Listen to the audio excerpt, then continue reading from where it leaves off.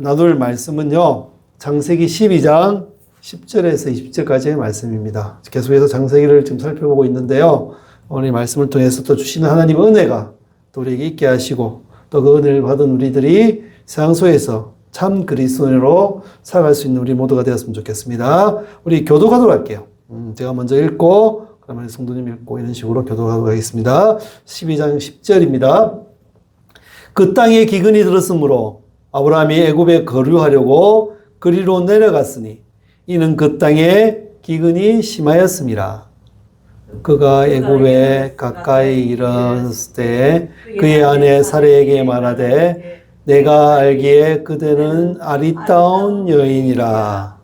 애굽 사람이 그대를 볼 때에 이르기를 이는 그의 아내라 하여 나는 죽이고 그대는 살리리니 원하건대 그대는 나의 누이라 하라. 그러면 내가 그대로 말미암아 안전하고 내 목숨이 그대로 말미암아 보존되리라 하니라. 아브라함이 애굽에 이르렀을 때에 애굽 사람들이 그 여인이 심히 아리따움을 보았고 바로의 고관들도 그를 보고 바로 앞에서 칭찬함으로 그 여인을 바로의 궁으로 이끌어 들인지라. 이에 바로가 그로 말미암아 아브라함을 후대함으로 아브라함이 양과 소와 노비와 암수 나귀와 낙타를 얻었더라. 여호와께서 아브라함의 아내 사레의 일로 바로와 그 집에 큰 재앙을 내리신지라. 바로가 아브라함을 불러서 이르되 내가 어찌하여 나에게 이렇게 행하였느냐? 네가 어찌하여 그를 네 아내라고 내게 말하지 아니하였느냐? 네가 어찌 그를 누이라 하여 내가 그를 데려다가 아내를 삼게 하였느냐? 네 아내가 여기 있으니 이제 데려가라 하고 같이 읽읍시다. 바로가 사람들에게 그의 일을 명하매 그들이 그와 함께 그의 아내와 그의 모든 소유를 보내었더라. 아멘. 자, 오늘 제목은 인생의 위기가 다가올 때, 닥쳤을 때 우리의 모습이 어땠을까라는, 어떻게 해야 될까라는 것들을 놓고 한번 얘기를 한번 나눠보고 은혜를 받았으면 좋겠습니다. 여러분 혹시 살롬이라는 뜻을 알고 계십니까? 살롬? 예수여 하는 거지. 네, 살롬은 네가 평안하기를 바란다. 너에게 평강이 넘치기를 바란다라는 이스라엘의 그런 인사말입니다. 인사말인데 왜 살롬이라고 얘기를 하냐면 이스라엘 자체가 전쟁의 역사가 너무나 많고 또한 평안하지 못한 삶들을 살아오는 역사를 가진 나라이기 때문에 그런 것 같습니다. 우리나라도 마찬가지죠. 우리나라도 많은 전쟁과 또 우리나라가 큰 대국들의 중간에 껴있기 때문에 이스라엘과 비슷하게 그런 삶들을 살아온 것 같습니다. 오늘 이 살롬이라는 단어처럼 그 아브라함도 그런 평안한 삶을 살아야 되는데 그러지 못한 삶을 살아가는 것을 오늘 이 말씀을 통해서 한번 좀 살펴볼 수 있는데요. 자, 먼저 아브라함이 드디어 가나안에 지난주에 들어갔다라고 얘기했습니다. 그리고 우리가 그 가나안의 삶을 살아야 된다는 얘기를 했었고요. 그런데 가나안에 들어갔었는데 위기가 왔어요. 어떤 위기가 왔냐면 첫 번째 위기, 기근이 왔어요. 기근. 아까 우리 창세기 12장 10절 말씀 잠시 읽었는데요. 한번 읽어볼까요? 시작. 그 땅에 기근이 들었으므로 아브라함이 애굽에 거류하려고 그리로 내려갔으니 이는 그 땅에 기근이 심하였음이라. 아멘. 예, 기근이라는 것은 그 땅에 흉년이 드는 걸 얘기하거든요. 예, 땅이 물이 나지 않고 그래서 드디어 흉년이 되어버리는 것, 그것을 얘기하는데 이 땅의 기근이라는 것은 어찌 보면 그 자연이 주는 그런 재난이라고 얘기할 수 있거든요. 그 재난 앞에서 살면 우리의 모습들을 어떻게 해야 될까라는 것을 이 아브라함의 모습을 보고 배워야 될 것 같아요. 그래서 자연재해는 여러 가지 많은 것이 있는데요. 여기 우리 재난이라고 하거든요. 그것이 말인데 홍수라든지 지진이라든지 화산 폭발이라든지 여기서 말하는 기근이라든지 이런 것들을 얘기할 수 있습니다. 이런 것들은 우리 인간들이 해결할 수 있는 문제들일까요? 해결할 수 없는 문제잖아요. 우리가 이것을 감당해 나가지 못하는 문제예요. 예, 이건 우리가 뭐 막거나 할 수도 없는 그런 문제입니다. 우리가 인생을 살아가다 보면 그런 문제가 많아요. 내가 감당하지 못하는 문제. 내가 내 힘으로는 아무것도 할 수 없는 문제들, 그런 문제들이 우리가 닥치게 되거든요. 그때 우리가 어떻게 해야 되는지 이 말씀을 통해서 한번 배웠으면 좋겠습니다. 그 어쩔 수 없는 위기를 갖다가 우리가 이런 재난이나 자연재해라고 얘기할 수 있는데 이때는 우리는 방법이 없어요. 어떻게 해야 되죠? 그 견뎌도 오롯이 견딜 수밖에 없어요. 가만히 있을 수밖에 없어요. 뭐 막을 수도 없잖아요. 홍수가 나는데 우리가 막을 수 있습니까? 막으려고 댐도 만들고 여러 가지 했지만 결국에 홍수는 나요. 그리고 지진이 나는 거. 지진이 난다고 여러 가지 많은 것들을 했지만 또 우리가 뭐 지진이 먼저 그 위기를 오기 전에 그런 그것을 경보할 수 있는 경보기를 많이 만들었지만 결국 지진 나고 난 데는 많은 땅이 황폐해지고 많은 사람이 죽기도 하고 그런 일들이 많이 났을 수밖에 없어요. 그걸 통해서 무기력한 인간의 한계를 볼 수밖에 없습니다. 우리가 이런 것들을 많이 느낄 수 있어요. 우리나라에서는 지금 많이 없는데 일본 같은 경우는 아직도 많은 재난, 지진과 여러 가지 해일이라든지 이런 걸 통해서 더 많은 사람들이 죽고 또 없어지고 하는 것들을 볼 수 있거든요. 그걸 통해서 인간이 얼마나 연약한가 우리는 다시 배우는 것 같습니다. 이 땅에 그러니까 가나안의 기근은 아브라함에게는 청천벽력 같은 재앙이었어요. 왜냐? 하나님이 보내신 땅이었잖아요. 가나안 땅에 보내셨잖아요. 그럼 그것을 잘 먹고 잘 살아야 되겠는데 갑자기 기근이 터진 거예요. 이거 자기가 감당할 수 없는 일이었어요. 생존의 위기가 있는 거예요. 먹고 사는 문제가 걸려 있는 거니까. 그래서 결국에는 아브라함은 다른 선택을 하게 됩니다. 어떤 선택이냐면 애굽으로 내려가는 선택. 인간 본연의 모습인 것 같아요. 우리도 인간이 우리가 감당하지 못하는 재난이나 이런 자연재해가 벌어진다면 우리도 하나님이 가라고 하신 그곳에 아니 그 지키라는 그곳에서 벗어나서 다른 곳으로 가려고 하는 우리의 그런 모습들이 있지 않나. 이건 우리의 생존 본능을 자극하는 일이거든요. 그래서 이걸 통해서 우리는 또 많은 이기심들의 모습들을 보이고 있습니다. 왜냐하면 살아남기 위해서잖아요. 생존 본능, 우리를 살아남게 하기 위해서 그렇잖아요. 그래서 결국에는 아브라함도 살아남기 위해서 애굽으로 갔습니다. 자연재해는 우리에게 두려움과 무력감을 주거든요. 도저히 내가 할 수 없다. 이거는 내가 방법이 없다. 내 눈앞에서 지진을 통해서 사랑하는 이가 땅으로 꺼지는 것을 볼 수도 있고, 다 무너진, 아파트가 다 무너진 땅, 그런 땅을 볼 수도 있고, 그러면 우리는 두려움과 무력감에 빠질 수밖에 없어요. 그래서 우리의 삶들이 참 많이 힘들고 어렵다.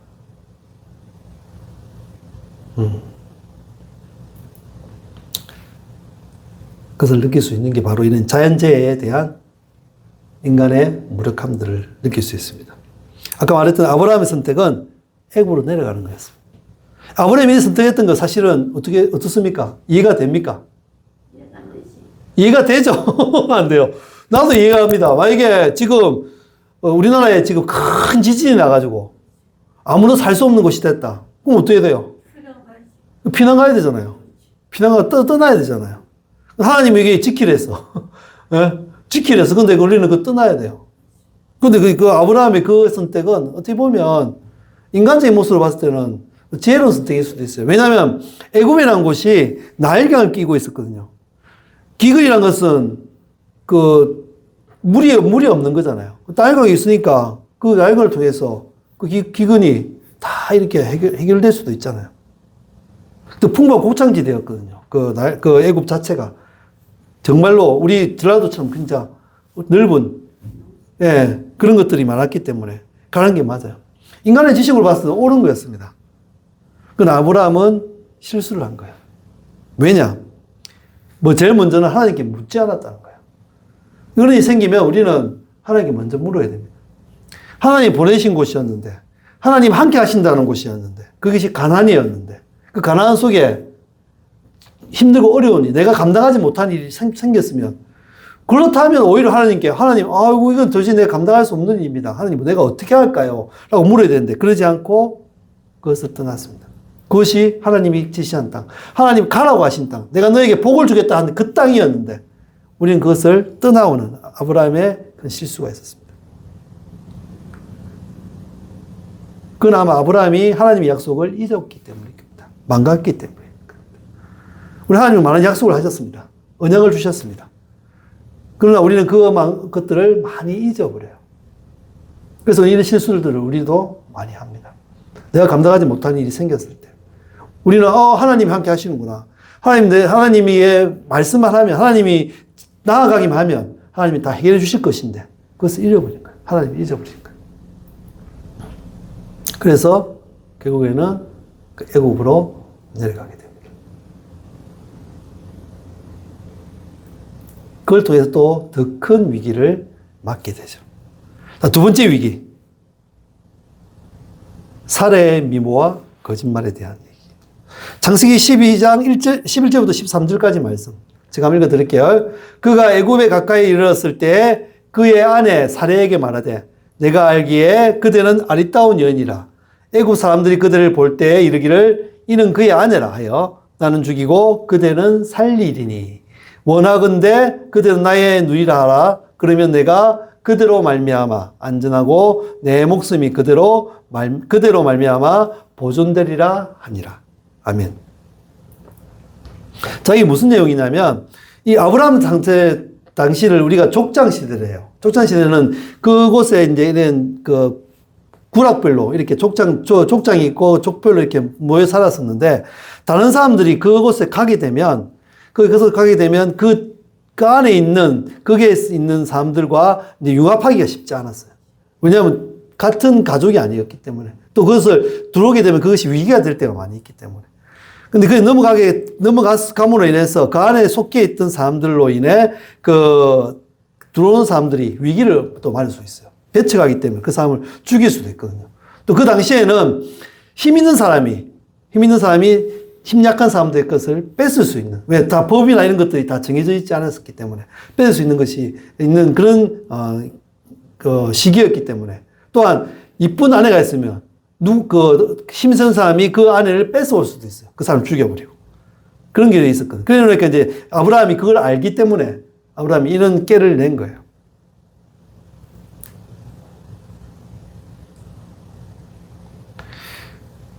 그래서 만약에 아브라함이 원래는 사레가 아브라함의 사촌 누이는 맞거든요. 사촌 누이는 맞는데 그 말은 맞긴 하지만 그래도 이 깨를 내므로 해서 어찌 보면 그것을 피해갈 수 있다라고 생각했는데 하지만 이걸 통해서 더 큰 위기를 맞게 되는 것이 오늘 이 말씀을 통해서 알아볼 수 있습니다. 이게 말씀 먼저 나누기 전에 우리는 이 복과 한은 종이 한 잔 차이라는 사실을 기억해야 됩니다. 어떤 때 복이 될 수 있고, 어떤 때 화가 될 수 있어요. 아까 잠시 말했는데, 사례는 아름다웠다 했거든요. 사실 아름다움은 복이에요, 화예요? 다 복이라 한답니까? 이쁘면 복이잖아요. 이쁘고 잘생기고 하면, 와, 니네 어디서 복을 받았노? 그러잖아요. 근데 이게 화가 될 수도 있다는 거예요. 복과는 종이 한 잔 차이예요. 왜 해가 됐냐? 이쁨을 해서 다른 사람의 시기 질투를 얻게 되고 다른 사람부터 위협을 받는 것이 될 수 있기 때문에.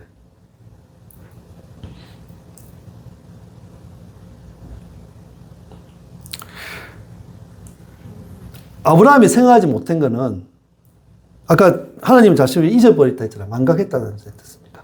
그 망각 때문에 이 일이 나타나지 않았는 생각해요. 그래서 아브라함이 설레발을 치는 거예요. 11절 보면 벌써 보세요. 애굽에 가까이 이르렀을 때 그의 아내 사라에게 말했어. 내가 알기에는 그대는 아름다운 여인이기 때문에 애굽 사람이 그들을 볼 때 이르기를 나를 죽이고 당신을 체하려고 할 것이다. 설레발 치는 거잖아요. 사실 그래 될지 안 될지는 몰라요. 일단 뚜껑을 열어봐야 되는데 이때가 그렇게 왔으니까 또 그럴 거라라는 생각을 한 거죠. 그러니까 아브라함이 잘못된 선택이었어요. 그러니까 어찌 보면 아브라함이 깨였었거든요. 깨와 지혜의 차이가 있거든요. 지혜는 하나님 주시는 것인데 이거는 깊이 있는 거예요. 하나님의 뜻을 아는 그 뜻을 통해서 하는 거기 때문에 좀 다르거든요. 인간의 깨는 그 앞에서는 그냥 바로바로 해결될 수 있는 것처럼 보여요. 그러나 이건 시간이 지나고 그 결과적으로 봤을 때는 언제나 그 사람을 위험하게 만드는 오히려 그는 화가 될 때가 많이 있습니다. 그래서 어떻게 됐죠? 살 애굽 왕에게 빼앗기게 되었습니다. 17절 한번 볼까요? 아니군요. 죄송합니다. 17절 아니고 15절, 14절, 15절 한번 읽어볼까요? 시작. 아브라함이 애굽에 이르렀을 때 애굽 사람들이 그 여인이 심히 아름다움을 보았고 바로의 고관들도 그를 보고 바로 앞에서 칭찬함으로 그 여인을 바로의 궁으로 이끌어 들인지라. 예, 보십시오. 결국에는 바로가 그 사례를 빼앗게 되는 모습들이 있습니다. 아브라함이 했던 그 설레발 때문에 오히려 그런 일이 생길 수도 있다는 거죠.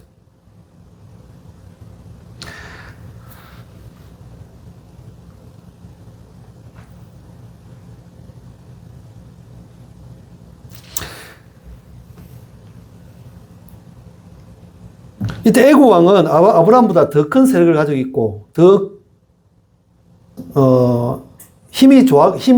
능력이 많고 힘이 좋았기 때문에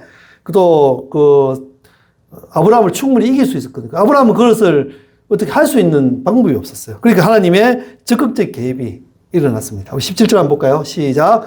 여호와께서 아브라함의 아내 사레일로 바로와 그 집에 큰 재앙을 내리신지라.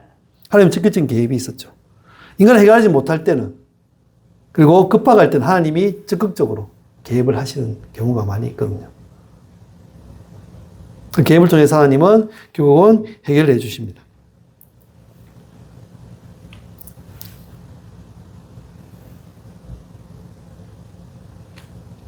그 위에 보면 이제 그 바로가 아브라함을 불러서 왜 그러냐 이렇게 얘기하는 부분도 있고 여러 가지 많은 일들이 있습니다.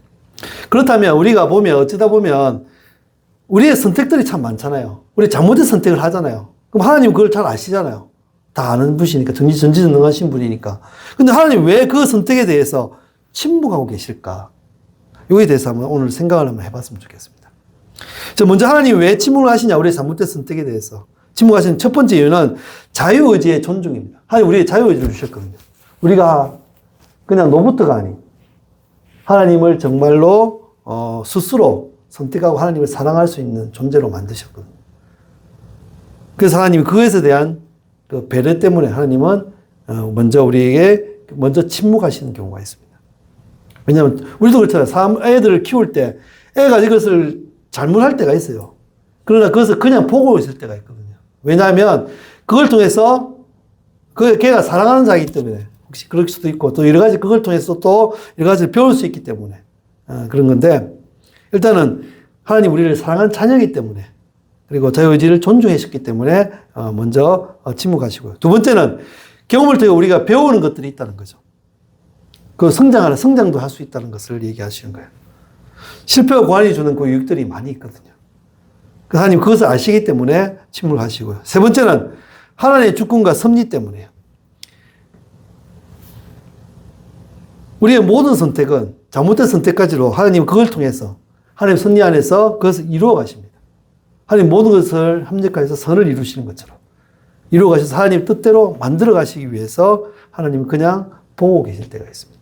그리고 그 일을 통해서 정말 하나님이 모든 일들의 주권은 하나님께 있구나 하는 것을 우리가 깨달을 수 있게 하기 위해서 그냥 보고 계실 때가 많습니다. 그리고 관계의 깊이와 믿음의 성숙을 위해서 하나님이 우리를 통제하고 이런 것들이 아니라 배려해 주시고 기다려 주시는 그 사랑하는 우리의 아버지시라는 것을 보여주시는 거죠. 네. 통제 막 하면 어찌 보면 그렇잖아요. 내가 윗사람 같고 내가 이 통제함으로 내가 이 주인 같고 그렇게 보이죠. 그런데 하나님 우리를 종으로 만드신 게 아니라 아들로 만드셨기 때문에 우리의 관계와 깊이와 우리 믿음의 성숙을 위해서 하나님은 그렇게 하신다는 겁니다. 아까 잠시 얘기했는데 복과 한은 종이 한 장 차이를 했습니다. 어째 보면 뒤에 보면 알겠지만 결국에 이 기근은 우리에게 복이 되었어요. 아브라함에게 복이 되었어요. 우리도 그럴 때가 많습니다. 우리가 살다 보면 우리가 이 바라고 생각했는데 이를 통해서 하나님의 놀라운 뜻을 발견하고 또 하나님이 이루어지는 것들을 바라볼 때가 많이 있거든요. 제가 암을 이렇게 겪었던 것처럼. 암을 겪은 게 저에게는 하였거든요. 근데 하나님 이걸 바꾸셔서 복으로 만드셔서 저를 이렇게 목회자가 되게 하시고 또 하나님 뜻대로 이루어가는 일들을 보여주셨거든요. 근데 우리가 이거 마찬가지로 이런 것들이 있는 것 같아요. 결국에는 이 복과 한은 우리가 어떤 마음가짐으로 그 상황을 대하느냐에 또 그리고 그 상황에서 누구를 의지하느냐에 따라서 달라진다는 거예요. 복이 될 수도 있고 화가 될 수도 있고 또 화가 복이 될 수도 있고 또 복이 화가 될 수도 있고 이런 것들이 될 수 있다는 거죠. 이런 말이 있습니다. 인간만사 세웅지마. 들어보셨죠? 인간만사 세웅지마. 이 세웅지마라는 말은 원래 변방 노인의 말이라는 뜻인데요. 어떤 내용이냐면 옛날에 중국에 변방에 사는 한 노인이 기르는 말이 도망가 버렸어요. 도망가서 결국 이제 명마 좋은 말을 사가 왔는데 어느 날 그 아들이 독자인 아들이 그 말 타다가 결국은 말이 넘어져 가지고 다리를 떨어져서 다리를 부러뜨리는 일이 생겼습니다. 근데 그것 때문에 그 마음 아파하고 있었는데 이 노인이 그 당시에 큰 전쟁이 다른 나라가 일어났었습니다. 그래서 건강한 젊은 사람들이 다 전장으로 끌려가서 다 목숨을 잃었다. 결국에는 화가, 말을 잃어버렸던, 그 때문에 명말을 얻게 되었고요. 또 명말을 얻어서 너무 좋아하고 있다가 자기 아들이 타다가 결국에는 다리를 부러뜨려서 목숨을 건졌다. 이것을 세옹지마라 하거든요. 인생사가 다 그렇다는 거죠. 좋고 나쁨이 변화될 수도 있다는 거예요, 계속적으로. 우리 늘 그것을 기억해서 인생의 길흉하복들은 예측할 수 없는 그런 것들이라고 생각하시고 우리 지금 힘들고 어렵지만 이것이 결국에는 우리에게 복이 될 수 있다는 사실을 기억할 수 있는 우리의 모습이 되었으면 좋겠습니다. 세 번째는 역전하시는 하나님에 대해서 얘기를 좀 했으면 좋겠습니다. 18절부터 20절까지 한번 읽어볼까요? 시작. 바로가 아브라함을 불러서 이르되 내가 어찌하여 나에게 이렇게 행하였느냐? 네가 어찌하여 그를 네 아내라고 내게 말하지 아니하였느냐? 네가 어찌 그를 누이라하여 내가 그를 데려다가 아내를 삼게 하였느냐? 네 아내가 여기 있으니 이제 데려가라고 바로가 사람들에게 그의 일을 명하며 그들이 그와 함께 그의 아내와 그의 모든 소유를 보내었더라. 아멘.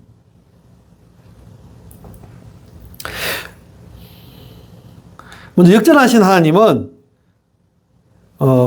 인간의 실패했을 때 그 하나님의 계획을 보여주신다는 것을 알 수 있습니다. 애굽의 아브라함은 인간의 연약함의 극치를 보여줬어요. 그렇잖아요. 자신의 아내를 누이라고 거짓말함으로 좀 연약한 모습. 하나님을 정말 믿고 있었다면, 하나님의 약속을 알고 있었다면 그런 거짓말을 하지 않았었겠죠. 약속을 망각해서 자기가 복덩이 된 것, 자기가 복의 근원이 된 걸 기억하지 못하고 그래서 자기 힘으로 해결하기 위해서 하나님께 묻지 않고 애굽해오는 같은 모습들. 교만의 모습이겠죠. 그 생존 본능 때문에 자신의 깨를 통해서 자신의 아내를 자신의 누이라고 얘기한 것. 결국 이걸 통해서 누이를 자기 아내를 뺏기는 일을 당하고 그것 때문에 절망과 후회 속에 살게 되었죠. 결국 자기가 아무것도 할 수 없다는 것을 느끼게 되었죠. 그때 하나님이 지극적인 계획을 하셨습니다. 그 계획하신 이유는 아브라함과의 언약 때문에. 그리고 하나님의 신실하신 때문에 그렇게 하시게 된 거죠. 인간이 실패했을 때 하나님이 이렇게 약속 때문이라도 신실하신 때문에도 우리에게 계획하셔서 우리의 삶들을 바꿔주신다는 사실을 기억해야 됩니다. 두 번째는 놀라운 역전의 결과가 있었다는 거죠.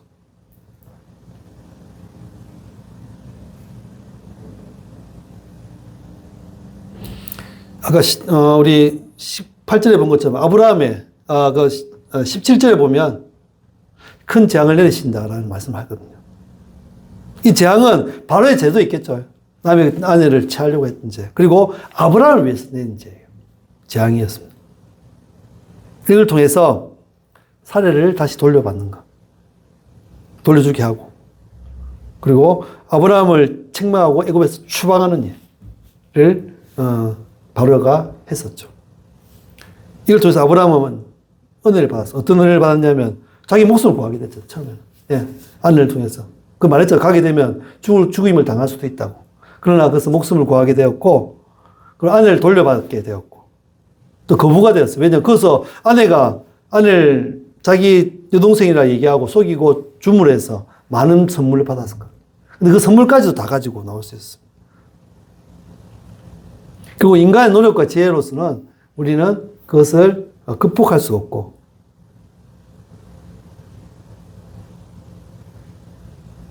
없지만, 그러나 하나님의 은혜가 함께 하신다면, 우리는 그것을 다 이겨나갈 수 있는 것들이 될 수 있다는 거죠. 여기서 잠시 얘기하는 역전하신 하나님. 역전하신 하나님은 우리의 잘못된 모습들까지도 사용하셔서 교회는 화를 복으로 만드신 하나님. 하나님 뜻대로 만드신 하나님. 여기서 복은, 가장 좋은 복은 하나님 뜻이에요. 뜻을 이루어드리는 것. 하나님 뜻대로 되는 것이 복인데요. 이 복을 하나님을 우리의 이 작은 것들을 통해서 우리가 보기에는 정말로 절망과 그리고 실패를 통해서 그러나 그것을 바꾸셔서 그건 하나님의 뜻대로 만드셔서 복으로 만드시는 그 하나님이 역전하신 하나님인데 그 역전한 하나님이란 어떤 것을 얘기하냐면 인간을 한계를 뛰어넘는 능력이 계신 게 역전하시는 하나님이라고 얘기할 수 있죠. 하나님 전지전능하시잖아요. 그 실수와 실패가 없으신 하나님. 그러나 우리가 인간이 만약에 실수와 실패하고 한다면 그것을 인정함으로 해서 그걸 통해서 하나님은 말한 것처럼 다시 하나님 뜻대로 만들어 가신 하나님. 그래서 그 역전하신 하나님이 될 수 있는 거죠.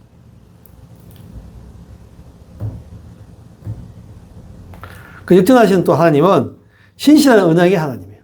신실하신 언약. 언약을 하셨으면 그것을 신실하게 다 이루어 주신 하나님. 언약을 기억하셨어. 그 뜻을 이루어 주신 하나님. 그것이 역전하시는 하나님이라고 얘기할 수 있습니다.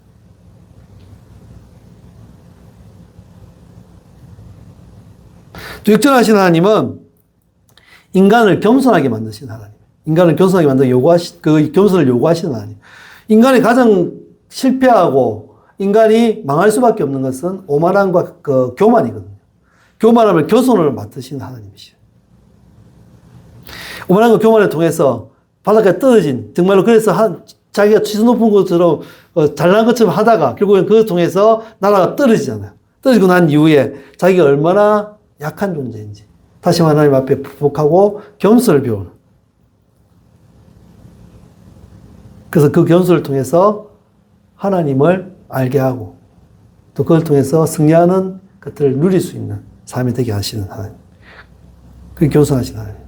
왜 그렇게 하실 수 있냐면 겸손의 본이 예수 그리스도잖아요. 하나님 자신이거든요. 하나님 부르시잖아요. 인간이 되어 오신 하나님, 예수님. 인간이 되어 오신 하나님. 그렇기 때문에 그 겸손을 요구하신 하나님이 바로 역전하신 하나님이라고 얘기할 수 있습니다.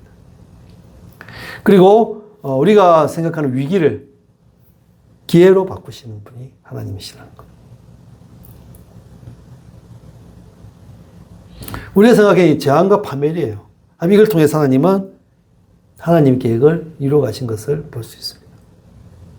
이스라엘 백성이 결국에는 다 망하게 되잖아요.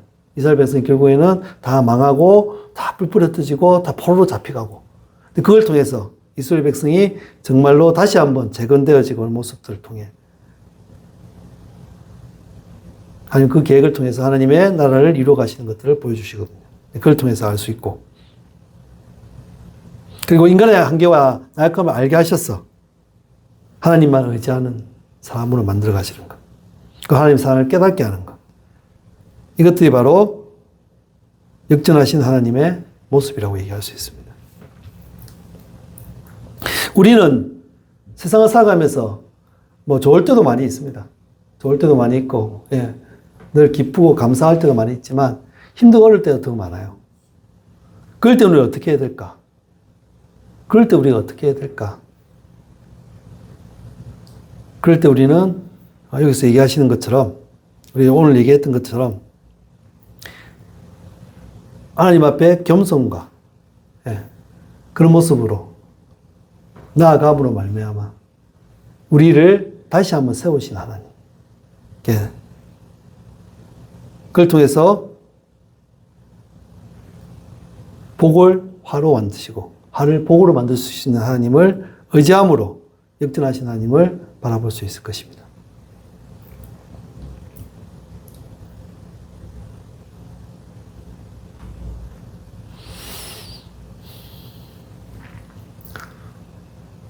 아브라함은 이를 통해서 진정한 믿음이 무엇인지 또 자기들과 함께 하시는 하나님이 어떤 분이신지 아마 깨닫게 되었을 것입니다.